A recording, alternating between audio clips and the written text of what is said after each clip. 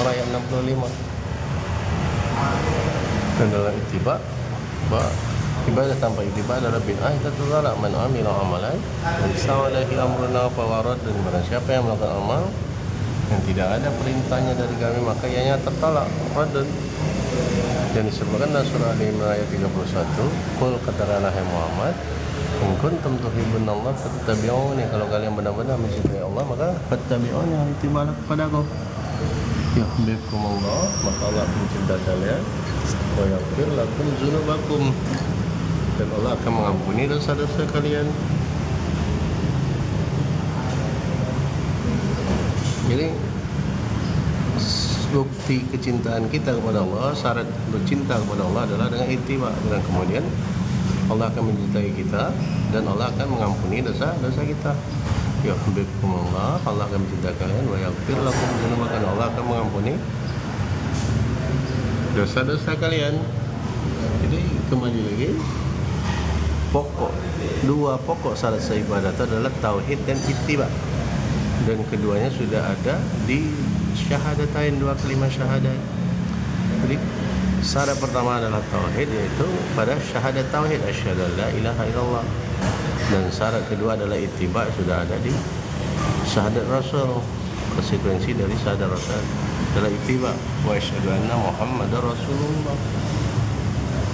Jadi ibadah tanpa tauhid adalah syirik. Kita akan membatalkan seluruh amalan. Lain asyrakta la yabatanna amaluka, apabila kamu berbuat syirik maka hapuslah seluruh amalmu. Surah Az-Zumar ayat 65. Lain asyrakta la yabatanna amaluka, apabila kamu berbuat syirik maka hapuslah seluruh amalmu. Dan ibadah tanpa ittiba adalah bid'ah, maka bid'ah itu tertolak. Man amila amalan laisa alaihi amruna fahuwa radd. Siapa yang melakukan amal yang tidak ada perintahnya dari kami, maka ianya tertolak. Makanya bertauhid dan berittiba sebelum berilmu, beriman, beramal dan berdakwah, agar ilmu, amal, iman dan dakwah itu menjadi makbul.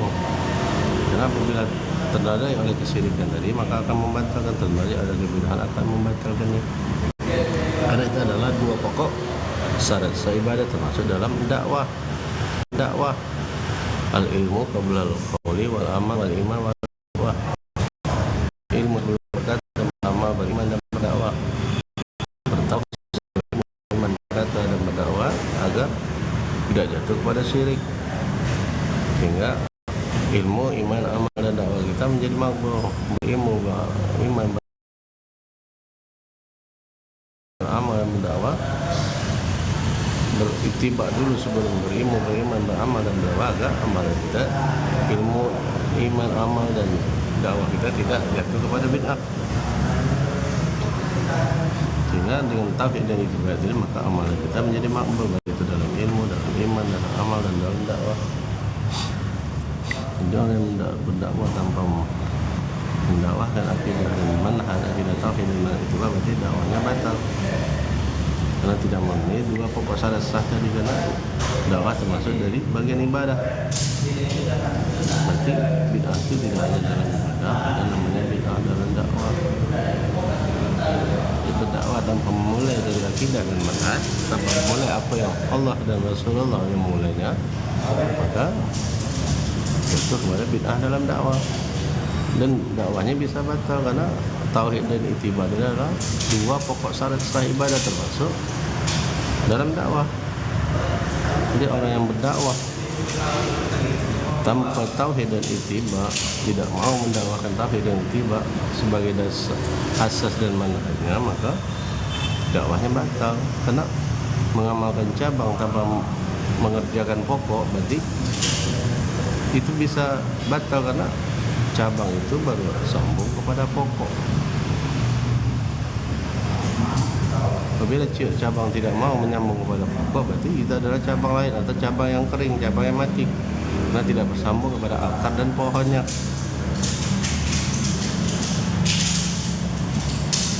Apabila kita mengamalkan pokok dan belum mengerjakan cabang, ya pokoknya tetap. Jadi yang masalah itu apabila mengerjakan cabang dan meninggalkan pokok, maka cabangnya akan batal. Nah, pokoknya ditinggalkan, cabang itu bersambung kepada pokok. Saat pokok tidak ada, berarti cabang itu akan menjadi cabang yang mati. atau cabang lain, bukan pohon itu, pohon lain. Kembali lagi, dua pokok syarat sah ibadah adalah tauhid dan ittiba. Sudah ada dalam dua kalimat syahadatain asyhadu an la ilaha illallah dan konsekuensi dari syahadat pertama itu tauhid. Sedangkan syahadat rasul adalah konsekuensi dari syahadat kita ittiba. Asyhadu anna Muhammadar Rasulullah. Jadi kita berikrar pada Rasul. Seperti disebutkan dalam surah Al-Imran ayat 31, "Qul katakanlah hai Muhammad, in kuntum tuhibbunallah fattabi'uni." Kalau kalian benar-benar mencintai Allah, maka fattabi'uni, ikutilah kepadaku. Yuhibbukumullah, maka Allah akan mencintai kalian. Wa yaghfir lakum dzunubakum, Allah akan mengampuni dosa-dosa kalian. Man 'amila amalan laisa 'alaihi amruna fawaruddu. Siapa yang melakukan amal tidak ada perintahnya dari kami, maka ianya tertolak. Tadi Arba'in Nawawi nomor 5. Man 'amila amalan laisa 'alaihi amruna fawaruddu. Siapa yang melakukan amal, termasuk amal itu adalah dakwah. Jadi baru siapa yang berdakwah tanpa mengikuti perintah, dia tidak memulai apa yang Nabi mulai dari akidah tadi, dari tauhid, benar. Dakwah para nabi itu adalah asasnya adalah tauhid uluhiyah. Walaqad ba'atsna fi kulli ummatin rasulan. Sungguh kami telah mengutus pada tiap-tiap umat itu rasul an ya'budullaha wajibkan betul, yaitu untuk mengubudihkan Allah saja, menyembah Allah saja dan menafikan tauhid. Wajibkan betul dan menjauhkan tauhid. Surah An-Nahl ayat 36.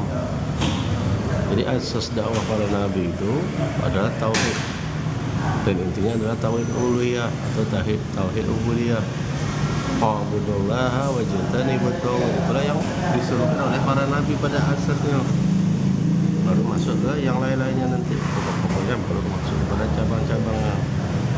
Jadi tidak memulai dari asasnya seperti asasnya para nabi, maka bid'ahnya bisa baca bid'ahnya masuk kepada bid'ah dakwah.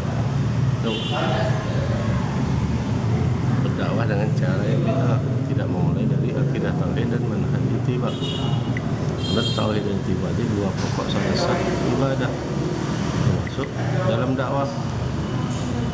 Dakwah itu harus dimulai dari tauhid sebagai asasnya dan ittiba sebagai manhajnya. Jadi manhaj dakwah itu adalah tauhidiyah, yang asas dakwah adalah tauhid. Ubudullaha wajtani betul, maka sembah Allah saja, ubudiyah Allah saja. Itulah seruan para nabi. Wajtani betul, dan jauhilah para tauhid itu. Jauhilah semua sesembahan selain Allah yang batil itu. Jadi kembali lagi, dua pokok syarat sah ibadah adalah tauhid dan ittiba, dan sudah ada dalam dua kalimat syahadatain.